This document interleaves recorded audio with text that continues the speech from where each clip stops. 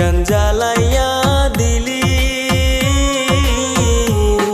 করছিলাম কি আমি বন্ধু তোর কোনো ক্ষতি? বন্ধু তোর কি কোনো ক্ষতি?